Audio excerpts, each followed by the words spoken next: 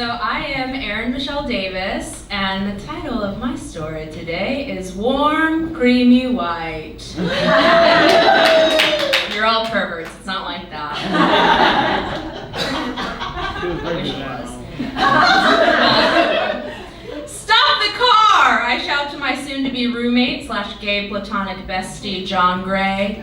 For rent, the sign reads on the front lawn of a small house tucked among overgrown trees in an unruly backyard, surrounded by a hodgepodge of houses, mostly filled with horny undergrads and half-broken furniture. Just what we're looking for. John Gray and I are on the hunt for a place to live. I'm a sophomore in college, and he's a young working professional, having recently graduated. We met through a strange theater experience my freshman year, having instantly clicked while cowering under a two-top, fake growling in darkness, and, well, the less I say about that, the better. John Gray calls the number listed on the sign. We're able to do a tour right away. As we walk through the back door into the kitchen, we instantly fall in love. It feels like a Hollywood-style 1920s bungalow. We ooh and ah as we shuffle through the house with Pam, a PhD student and new mother, who seems unbothered by us interrupting her dinner making. Maybe it's the smell of spaghetti or the beautiful wooden details throughout the house, but we just know this must be the place. I've officially moved into 611 Progress Street, our sweet little bungalow, my first real home as a sort of adult. John Gray, being the actual adult in the roommate ship, decides he's ready to make his first big boy purchase, a living room set. I'm thrilled. I won't be subjected to cohabitating with furniture pulled from a dumpster, as that's all I can actually afford. Being a true Virginian, John Gray has only one place in mind. He wants to make the purchase. Grand Home Furnishings. As far as we're concerned, Grand Home Furnishings is the epitome of class. In my hometown, the store was in a fancy old building, and when you went into the store, they would give you an ice-cold Coca-Cola in a tiny little glass bottle. It absolutely charmed me as a child, and I am pleased to find the Christiansburg store holds the same practice, even though it's located next to a Home Depot and a strip mall. After various flops onto cushions and fingering of fabrics, John Gray finds the set he wants, a chocolate brown sectional with fully removable cushions and pillows with alternating colors, a chocolate brown and a warm, creamy white, all pulled together by a supple brown leather trim. We vow to cherish and care for this beautiful, well-crafted, and expensive couch. This couch is the most expensive thing he has ever bought, and he will bring it up all the time.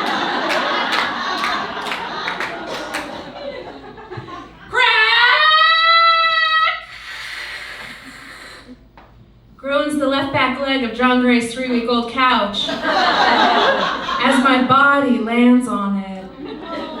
The room is silent. Our new home is the hangout spot for all our friends, where we crowd together on the couch, drink PBR, smoke hookah, and tonight the usual gang is present, except for John Gray. Fuck, I say as I slide off the couch and onto the floor. I lock eyes with my accomplice, Jarrett, who moments before had been giving me a piggyback ride, and then dramatically and without warning dropped me like a big old shit in a bucket. I look at the couch and see the noticeable sag on the left side, like a deflated balloon. Maybe it's not that bad, I say to the group, each of us showing signs of terror as we know the intensity of John Gray's wrath. I squat down to assess the leg. It is that bad. My heart begins to race and my vision darkens. Unsteady on my feet, I plop onto the floor, legs splayed like a lifeless doll. I turn towards the group. It's a goner. I say, trying to keep my voice steady. The leg is splintered in half. Can we fix it? The group says in unison. emboldened by my will to live, I say, "We'll have to conduct surgery." I grab a stack of books, old textbooks, and unread plays and place them underneath the still attached nub of the leg, swapping out books to get the height just right. We sit on the couch, testing its stability, ensuring no one can tell the difference. Satisfied with our repairs, we make a pact to never speak of the couch incident ever again. A secret we would take to the grave. Or so we thought. "The only thing left to move is the couch," John Gray says to the group assembled to help him move today. A whole year has passed since signing the lease, and now he's on his way to Delaware for grad school.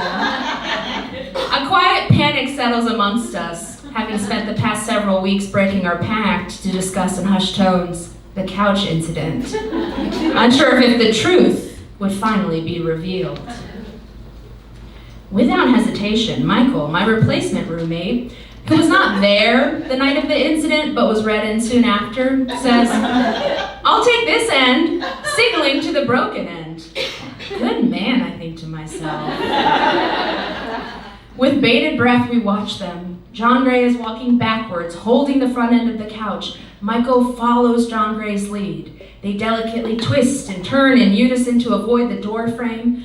A few grunts here and there, one or two "go left, no, my left." And then they slowly approach the back of the truck. John Gray's front is facing the truck, and Michael has his back to it, each still holding their ends. John Gray goes quiet. Our collective bodies tense. His face screws up in concentration. Does he see it? "Michael! Can you back your end of the couch into the truck?" John Gray says. "Woo! That was close." Michael backs it into the truck and John Gray follows, the couch fitting perfectly, the final puzzle piece. The group makes tiny fists of success. We did it! The couch is safely tucked in the truck, and when he finds it, he'll be in Delaware, hundreds of miles away from us!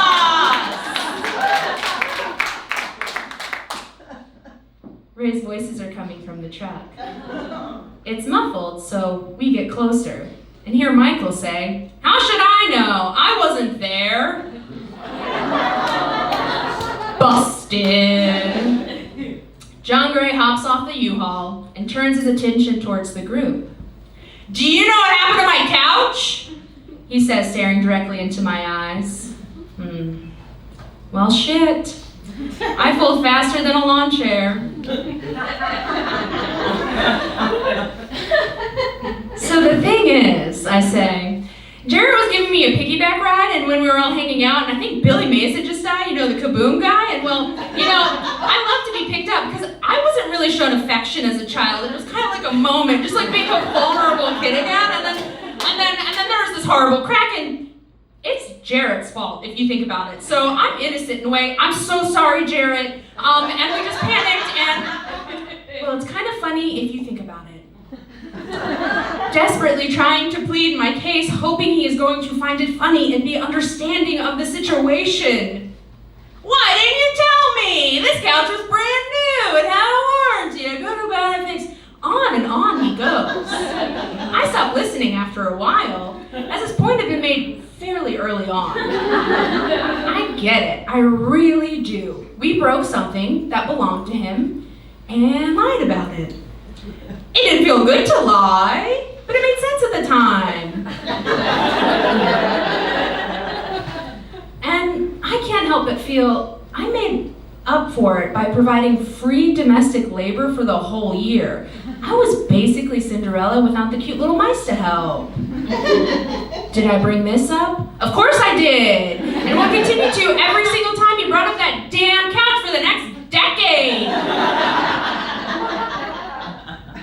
But I love him. I love that he took that broken couch to Delaware for 2 years and then brought it back to Blacksburg and used it until it turned to dust. After many years of Red Blocks movies, Golden Girls reruns, True Blood marathons, and questionable gay films with terrible dialogue but very beautiful men.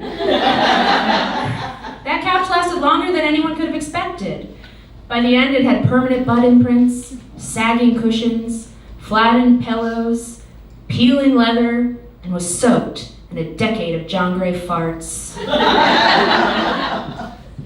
John Gray recently got a new couch. It has firm cushions and strong legs. I'm happy for him. I really am. But this new couch feels like a sign of change. I haven't lived with John Gray since that year, but I like knowing a piece of me was with him in that old shitty couch.